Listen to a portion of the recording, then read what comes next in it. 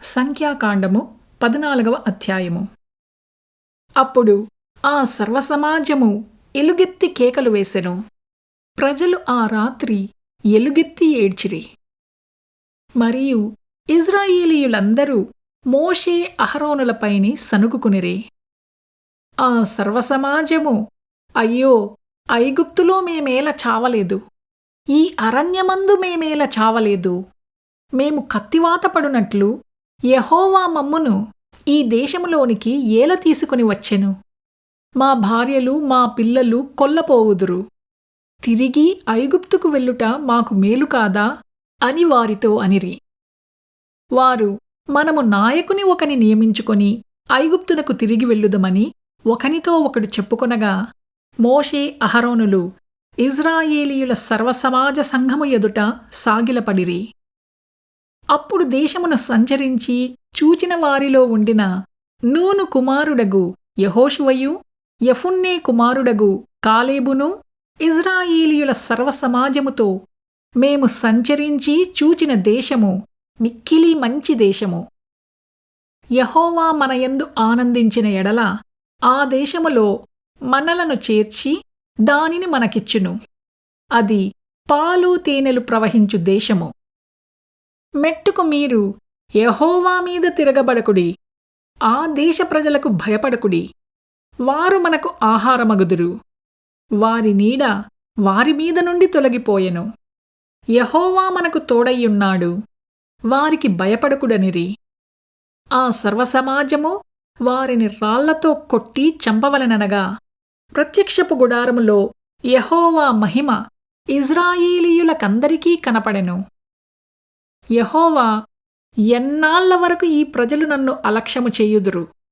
ఎన్నాళ్ల వరకు నేను వారి మధ్యను చేసిన సూచక క్రియలను చూచి నన్ను నమ్మకయుందురు? నేను వారికి స్వాస్థ్యమియ్యక తెగులు చేత వారిని హతము చేసి, ఈ జనము కంటే మహాబలముగల గొప్ప జనమును నీ వలన పుట్టించెదనని మోషేతో చెప్పగా, మోషే యెహోవాతో ఇట్లనెను, అలాగైతే ఐగుప్తీయులు దానిని గూర్చి విందురు. నీవు నీ బలముచేత ఈ జనమును ఐగుప్తీయులలో నుండి రప్పించితివి కదా. వీరు ఈ దేశ నివాసులతో ఈ సంగతి చెప్పియుందురు. యెహోవా అను నీవు ఈ ప్రజల మధ్యనున్నావనియూ, యెహోవా అను నీవు ముఖాముఖిగా కనపడువాడవనియూ, నీ మేఘము వారి మీద నిలుచుచున్నదనియూ, నీవు పగలు మేఘస్తంభములోనూ రాత్రి అగ్నిస్తంభములోనూ వారి ముందర నడుచుచున్నావనియూ వారు వినియున్నారు కదా. కాబట్టి నీవు ఒక్క దెబ్బతో ఈ జనులను చంపిన ఎడల, నీ కీర్తిని గూర్చి వినిన జనములు ప్రమాణపూర్వకముగా తాను ఈ జనులకిచ్చిన దేశమందు వారిని చేర్చుటకు శక్తిలేక యెహోవా వారిని అరణ్యములో సంహరించెనని చెప్పుకుందురు.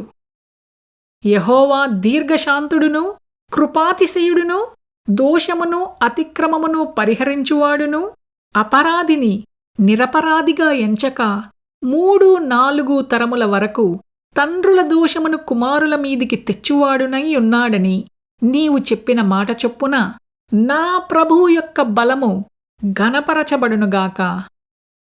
ఐగుప్తులో నుండి వచ్చినది మొదలుకొని ఇదివరకు నీవు ఈ ప్రజల దోషమును పరిహరించియున్నట్లు నీ కృపాతిశయమును బట్టి ఈ ప్రజల దోషమును దయచేసి క్షమించుమని యెహోవాతో చెప్పగా, యెహోవా, నీ మాట చొప్పున నేను క్షమించియున్నాను. అయితే నా జీవము తోడు, భూమియంతయు యెహోవా మహిమతో నిండుకొనియుండును. నేను ఐగుప్తులోనూ అరణ్యములోనూ చేసిన సూచక క్రియలను, నా మహిమను చూచిన ఈ మనుష్యులందరూ ఈ 10 మారులు నా మాట వినక నన్ను పరిశోధించిరి. కాగా వారి పితరులకు ప్రమాణపూర్వకముగా నేనిచ్చిన దేశమును వారు చూడనే చూడరు. నన్ను అలక్ష్యము చేసిన వారిలో ఎవరునూ దానిని చూడరు. నా సేవకుడైన కాలేబు మంచి మనస్సు కలిగి పూర్ణ మనస్సుతో నన్ను అనుసరించిన హేతువు చేత అతడు పోయిన దేశములో అతని ప్రవేశపెట్టెదను. అతని సంతతి దానిని స్వాధీనపరుచుకొనును. అమాలేకీయులును కనానీయులును ఆ లోయలో నివసించుచున్నారు. రేపు మీరు తిరిగి ఎర్ర సముద్రపు మార్గముగా అరణ్యమునకు ప్రయాణమై పొండనెను. మరియు యెహోవా మోషే అహరోనులకు ఈలాగు సెలవిచ్చెను. నాకు విరోధముగా సనుగుచుండు ఈ చెడ్డ సమాజమును నేనెంతవరకు సహింపవలెను? ఇజ్రాయేలీయులు నాకు విరోధముగా సనుగుచున్న సనుగులను వినియున్నాను. నీవు వారితో యెహోవా వాక్కు ఏదనగా, నా జీవము తోడు మీరు నా చెవిలో చెప్పినట్లు నేను నిశ్చయముగా మీ ఎడల చేసెదను. మీ శవములు ఈ అరణ్యములోనే రాలును. మీ లెక్క మొత్తము చొప్పున మీలో లెక్కింపబడిన వారందరూ, అనగా 20 ఏండ్లు మొదలుకొని పైప్రాయము కలిగి నాకు విరోధముగా సనిగిన వారందరూ రాలిపోవుదురు. యెఫున్నె కుమారుడైన కాలేబును, నూను కుమారుడైన యెహోషువయు తప్ప మిమ్మును నివసింపజేయుదునని నేను ప్రమాణము చేసిన దేశమందు మీలో ఎవరునూ ప్రవేశింపరు. ఇది నిశ్చయము. అయితే వారు కొల్లపోవుదురని మీరు చెప్పిన మీ పిల్లలను నేను ఆ దేశము లోపలికి రప్పించెదను. మీరు తృణీకరించిన దేశమును వారు స్వతంత్రించుకొనెదరు. అయితే మీ శవములు ఈ అరణ్యములో రాలును. మీ శవములు ఈ అరణ్యములో క్షయమగు వరకు మీ పిల్లలు ఈ అరణ్యములో 40 ఏండ్లు తిరుగులాడుచు మీ వ్యభిచార శిక్షను భరించెదరు. మీరు ఆ దేశమును సంచరించి చూచిన 40 దినముల లెక్క ప్రకారము దినమునకు 1 సంవత్సరము చొప్పున 40 సంవత్సరములు మీ దోష శిక్షను భరించి నేను మిమ్మును రోసివేసినట్టు తెలుసుకొందురు. ఇది యెహోవా అను నేను చెప్పిన మాట.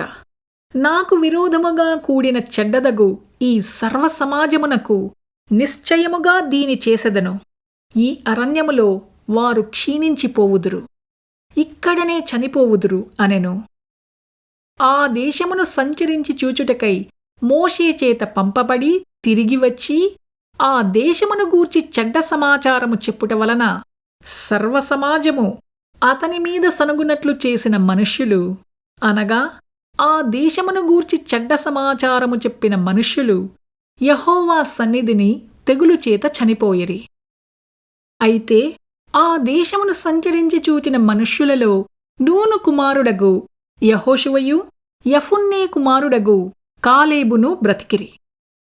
మోషే ఇజ్రాయేలీయులందరితో ఆ మాటలు చెప్పగా ఆ జనులు చాలా దుఃఖించిరి. వారు ఉదయమున లేచి ఆ కొండ కొనమీదికెక్కి, చిత్తమండి మేము పాపము చేసిన వారము, యెహోవా చెప్పిన స్థలమునకు వెళ్ళుదుము అనిరి. అప్పుడు మోషే, ఇది ఏల? మీరు యెహోవా మాట మీరుచున్నారేమి? అది కొనసాగదు. యెహోవా మీ మధ్యను లేడు కనుక మీ శత్రువుల ఎదుట హతము చేయబడుదురు. మీరు సాగిపోకుడి. ఏలయనగా అమాలేకీయులు, కనానీయులు మీకంటే ముందుగా అక్కడికి చేరియున్నారు. మీరు ఖడ్గము చేత కూలుదురు. మీరు యెహోవాను అనుసరించుట మానితిరి కనుక ఇక యెహోవా మీకు తోడయ్యుండడని చెప్పెను. అయితే వారు మూర్ఖించి ఆ కొండ కొనకెక్కిపోయిరి. అయినను యెహోవా నిబంధన మందసమైనను మోషే అయినను పాలెములో నుండి బయలు వెళ్ళలేదు. అప్పుడు ఆ కొండమీద నివాసముగానున్న అమాలేకీయులును కనానీయులును దిగివచ్చి వారిని కొట్టి హోర్మా వరకు వారిని తరిమి హతము చేసిరి.